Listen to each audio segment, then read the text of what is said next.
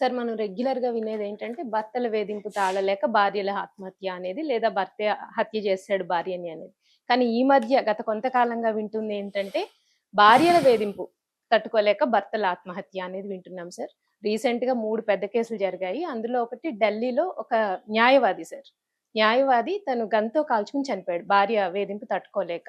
దీని మీద Supreme Court కూడా ఒక కామెంట్ చేసింది సార్. అసలు సుప్రీం కోర్ట్ ఏం కామెంట్ చేసింది? ఈ విషయంగా మీరెలా నిన్న ఢిల్లీలో ముఖర్జీ నగర్ అని ఉంటది. ఆ ముఖర్జీ నగర్‌లో ఒక అడ్వకేట్ ఆయన పేరు సమీర్ మెహందిర్తా ఆయన 45 ఏళ్ళు. హ్మ్.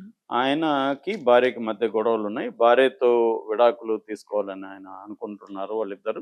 అయితే ఆయన మీద 498 ఏ సెక్షన్ ఐపీసీ కింద కేసుంది. ఆయన భార్యతో మాట్లాడుతున్నాడు, చాటింగ్ చేస్తున్నాడు ఈ విషయంలోనే. సడెన్‌గా ఆయన గన్ను తీసుకొని కాల్చుకొని చనిపోయారు. హుహు. ఇది ఇప్పుడు దేశవ్యాప్తంగా సంచలనం. ఎందుకంటే ఢిల్లీలో ఆయన అడ్వకేటు 'తీస్ హజారీ' కోర్ట్‌లో ఆయన ప్రాక్టీస్ చేస్తున్నాడు.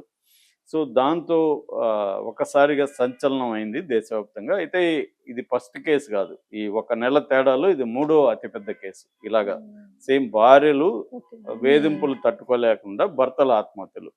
ఫస్ట్ ఈ మధ్య కాలంలో జరిగిందొచ్చి బెంగుళూరులో అతుల్ సుభాష్ అనే ఒక వ్యక్తి హైటెక్ మన టెక్నాలజీ కంపెనీలో హ్మ్. జాబ్ చేస్తాడాయన టెక్ గై.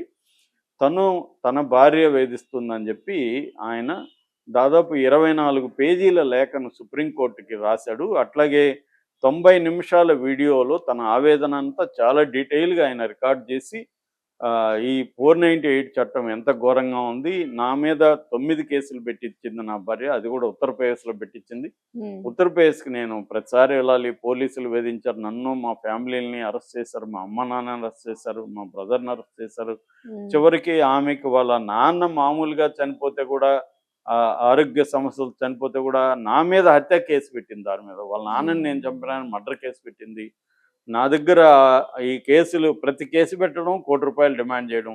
₹1,00,00,000 ఇస్తే ఆ కేసు తీసేస్తాను. ఇలాగ నేను ఇప్పటి వరకు 2 కోట్లు ఇచ్చాను. మళ్ళీ చేస్తూనే ఉంది ఇలాగా. అని నేను తట్టుకోలేకపోతున్నాను సార్. ఈ 498ని మీరు మార్చండి. ఇది ఎంతోమంది భర్తలు ఇలాగా ఆవేదనకు గురవుతున్నారని అతను చాలా బాధతో 24 పేజీలు డీటెయిల్‌గా లేఖ రాసాడు. 90 నిమిషాల సేపు అతను రికార్డ్ చేసి సుప్రీం కోర్ట్‌కి పంపించాడు. హ్మ్. దీని మీద సుప్రీం కోర్ట్ కూడా justice V. Nagarathna, justice N. Koteswar Singh వీళ్ళిద్దరి బెంచ్ కూడా దీని మీద కామెంట్ చేసింది. అట్లాగే అదే సందర్భంగా దారా Lakshminarayana versus state of Telangana ఒక కేసు కూడా సందర్భంగా కూడా సుప్రీం కోర్ట్ కామెంట్స్ ఏం చేసిందంటే 498 అనేది దుర్వినియోగం అవుతుంది. 498 అనేది 1983లో ప్రవేశపెట్టారు. హ్మ్. ఈ భార్యల మీద దౌర్జన్యాలు చేస్తున్నారు. వైలెన్స్ జరుగుతుంది. తర్వాత వరకట్న వేధింపులు పెద్ద ఎత్తున భర్త కావచ్చు, అత్తగారి హ్మ్. వైపు నుంచి కూడా పెద్ద ఎత్తున జరుగుతుంది. సో, భార్యలని, స్త్రీలని ప్రొటెక్ట్ చేయడం కోసం 498 అనే చట్టాన్ని తీసుకొచ్చారు హ్మ్. ఐపీసీలో. ఇదేందంటే వరకట్న వేధింపులకి వ్యతిరేకంగా ఉండే చట్టం. ఈ ఓకే సార్. చట్టం ఏందంటే ఇట్లాంటి ప్రత్యేక చట్టాల్లో మామూలుగా చట్టాల్లో ఉండే వెసులుబాటు ముద్దాయిలకుండవు. అంటే ఈ హుహు. కేసు పెట్టగానే అరెస్టులు చేసేయడం, హ్మ్. బెయిల్‌లు రాకపోవడం ఇలాంటివి ఉంటాయన్నమాట. దీనికి సంబంధించి 2017కు ముందు వరకు సుప్రీం కోర్ట్ ఏం చెప్పిందంటే సంక్షేమ కమిటీలని పెట్టాలి. సంక్షేమ కమిటీల ఆధ్వర్యంలో ఈ కేసులు పర్యవేక్షణ జరగాలి. అట్లాగే కేసు ఏ మహిళ పెట్టినా ఇమ్మీడియేట్‌గా అరెస్ట్ చేయాలి. ఇలాంటి హ్మ్. రూల్స్ ఉండేది. అయితే 2017లో అదే సుప్రీం కోర్ట్ మళ్ళీ మార్చింది. మార్చి సంక్షేమ కమిటీలను రద్దు చేసి పోలీసులే హ్మ్. ఎంక్వైరీ చేయాలి.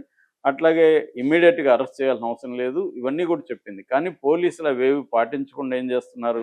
ఎవరైనా ఒక స్త్రీ కేసు పెట్టగానే తన భర్త అరెస్ట్ చేస్తున్నాడని కేసు పెట్టగానే ఇమ్మీడియేట్‌గా భర్తను, వాళ్ళ వృద్ధులైన తల్లిదండ్రులని, వాళ్ళ బ్రదర్సో లేకపోతే సిస్టర్స్ ఉంటే ఫ్యామిలీని తీసుకెళ్ళి జైల్లో హ్మ్. పెట్టేస్తున్నారు. వాళ్ళ జీవితంలో ఎప్పుడూ జైలుకెళ్తామని కల్లో కూడా అనుకోని వాళ్ళు, వాళ్ళ తప్పుండొచ్చు, లేదా భార్యాభర్తల మధ్య ఇద్దరి వైపు ప్రాబ్లమ్స్ ఉండొచ్చు. అవును మామూలు సార్. గొడవలకు కూడా జరుగుతాయి. రెండోదేందంటే ఈ మధ్య కాలంలో డబ్బుల కోసం భార్యలు.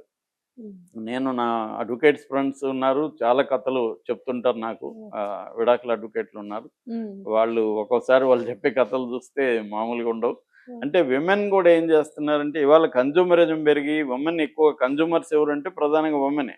మనకి ఏ షాప్ లో అవును సార్. లెక్కలు తీస్తే ఉమెన్ ఉంటారు, ఒకవేళ మగవాళ్ళు కూడా ఉమెన్ కోసం వచ్చుంటారు. ఉమ్, సో వీళ్ళు పొటెన్షియల్ కన్జ్యూమర్స్ ఎవరంటే ఉమెన్. అవును సార్. మామూలుగా ఒక సోషియాలజిస్ట్ బౌమన్ అంటాడు అనమాట. ఒకప్పుడు ఏముందంటే I think therefore I am అని డెకార్ట్ అనే ఫిలాసఫర్ కొటేషన్ ఉంది. ఉమ్, అంటే నేను ఆలోచిస్తున్నాను కాబట్టి నేను బతుకున్నాను. ఉమ్, ఇవాళ ఏంటంటే I shop therefore I am, నేను షాపింగ్ చేస్తేనే బతుకున్నట్టు, షాపింగ్ చేయకపోతే నేను చచ్చిపోయినట్టు లెక్క. అంటే షాపింగ్ చేస్తే లైవ్లీగా ఉన్నట్టు, ఈ ప్రపంచంతో కనెక్ట్ అయినట్టు. అలాగా ఈ మధ్య కాలంలో కూడా తెలిసే ఉంటది. ఉమెన్ ఏంటంటే అవును సార్. ఒకసారి శారీ కడితే రెండోసారి కట్టరు, అవును సార్. ఎందుకంటే అది చూసేశారంట. ఉమ్, మొన్న ఉమ్, ఎవరో అడిగితే అప్పుడు మొన్నే ఉన్నారు కదంటే ఆల్రెడీ ఫోటో పెట్టాము, అది అందరూ చూసేశారు అవును కదా, సార్. ఇంక నేను దాన్ని కట్టను. ఇప్పుడు అందరూ ఫాలో అవుతున్నారు సార్ ఫాలో ఆ ట్రెండ్ అవుతున్నారు. అది. అంటే ఇదంతా కూడా కన్జ్యూమర్ ఇజం. దీనివల్ల ఉమ్, ఏమైందంటే ఈ వీళ్ళకి డబ్బులు ఎక్కడి నుంచి రావాలి? స్త్రీలకి వాళ్ళు జాబులు చేసినా కూడా సరిపోదు ఉమ్, కదా ఇంత. ఉమ్, దాంతో భర్తలు ఎక్కువ సంపాదించే వాళ్ళు ఉన్నారనుకో, వాళ్ళతో గొడవలు వచ్చినప్పుడు వాళ్ళ మీద కేసులు పెట్టి, ఆ భర్తకి ఏమైనా ఆస్తులు ఉంటే ఉమ్, దాన్ని లాగడం కోసం 498 కింద కేసు పెట్టేయడం. భర్త నన్ను హరాస్ చేస్తున్నాడు, కొట్టాడు అని ఉమ్, కేసు పెట్టేయి. ఉమ్, దీనికి సాక్ష్యం ఉంది, భర్త కొట్టాడా లేదా ఎలా తెలియదు. కానీ తేలే లోపల ఏం చేస్తున్నారు, హరాస్మెంట్ స్టార్ట్ అయిపోతుంది. పోలీసులు ఉమ్, ఎంటర్ ఉమ్, అయిపోవడం, వాళ్ళని తీసుకొచ్చి అరెస్టులు చేసేయడం. దీంతో ఇది ఎందుకు చేస్తారంటే డబ్బుల కోసం. నాకోటి ఇప్పుడు అదే కదా అవును అతుల్ సార్. సుభాష్ ఆ, చెప్పింది అదే. ఇప్పుడు అదే. కేసు పెడితే కేసు విత్డ్రా చేసుకోవాలంటే ₹1,00,00,000. ఉమ్, అందువల్ల ఎక్కువ కేసులు మీరు అడ్వకేట్లను కనుక్కోండి, లేకపోతే కేసులను పరిశీలిస్తే ఉమ్, ఎక్కువ కేసులు కోర్టు బయట సెటిల్ అవుతాయి. అందుకని చాలా మంది అడ్వకేట్లు ఇప్పుడు కోర్టులకు వెళ్ళట్లే. ఉమ్, చాలా మంది బయట సెటిల్మెంట్లు చేయడానికి వీళ్ళు ఆర్బిట్రేటర్స్ గా పనిచేస్తున్నారు. ఉమ్, సో ఇలాగా డబ్బులు డిమాండ్ చేయడం, డబ్బులు లాగడం. ఈ మధ్య కూడా బెంగళూరు కోర్టులో వీడియో అదేంటంటే ఆమె 6 లక్షలు భరణం అడుగుతుంది నెలకి. ఉమ్, అవును ఆమె సార్. జడ్జి, మహిళా జడ్జి. ఏందో ఇది 6 ఉమ్, లక్షలు ఆమెకు కావాలనా, ఆమె అవును సార్. ఏమగుంటది ఈ వస్తువులు ఉమ్, అని ఆమె షాక్ అయింది ఉమ్, జడ్జి గారు. అలాగా అంటే డిమాండ్స్, భర్తల దగ్గర డబ్బు ఉంటే వీళ్ళకి ఇవ్వాలని ఏం రూల్ లేదు కదా, ఉమ్, కానీ వీళ్ళు లాగేయడం కోసం ఈ కేసులు పెడతాం. ఇది ఒకటి డొమెస్టిక్ ఇది. ఇది దేశవ్యాప్తంగా ఇలాంటి కేసులు బాగా పెరిగాయి ఈ మధ్య. ఉమ్, అట్లని ఇప్పటికి కూడా మహిళల మీద దౌర్జన్యాలే ప్రధానంగా అవును ఉంటున్నాయి. సార్. మనకి సంఖ్యాపరంగా డేటా ఉమ్, తీసుకుంటే నిన్ననే ఒక డేటా చూశాను. దాదాపు ఆ, ఈ సంస్థల్లో అంటే టీసీఎస్, ఇన్ఫోసిస్, ఐసిఐసి బ్యాంకు ఇలాంటి సంస్థల్లోనే మహిళల మీద వేధింపులు 40% పెరిగాయనేది ఓ, రీసెంట్ డేటా. రీసెంట్గా ఇప్పుడు ఉమ్, 2024 అయిపోయింది కాబట్టి క్రైమ్ క్రైమ్ డేటా బయట పెట్టారు కదా. ఉమ్, మహిళల మీద ప్రతి రాష్ట్రంలో, తెలంగాణలో కూడా మహిళల మీద దాడులు పెరిగాయి. దాడులు కావచ్చు, దౌర్జన్యాలు కావచ్చు, ఉమ్, అవి ఒక పక్క బాగా పెరుగుతున్నాయి. ఉమ్, అయితే రివర్స్లో మహిళలు కూడా క్రైమ్లోకి బాగా ఎంటర్ అవుతున్నారు ఈ ఉమ్, మధ్య.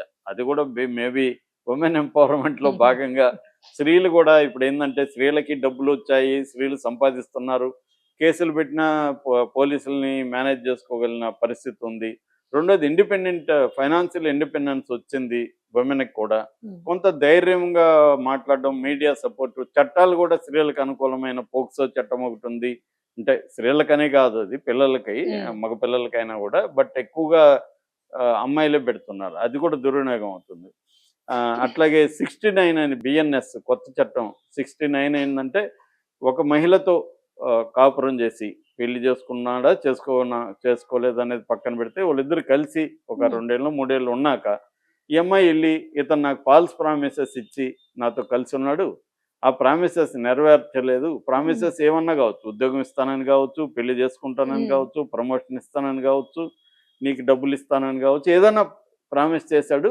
ఇప్పుడేమో మేము బ్రేకప్ అయిపోయి నన్ను వదిలేశాడు అని కానీ కేసు పెడితే ఇతను 10 ఏళ్ళు జైలు శిక్ష పడుతుంది. ఓ, సో ఉమ్, అంటే బ్రేకప్ వాళ్ళిద్దరి మధ్య అదే విభేదాలు సార్. వచ్చి ఆ, ఉండొచ్చు, కంపే ఈ అమ్మాయికి వేరే అఫైర్లు ఉండొచ్చు, ఉమ్,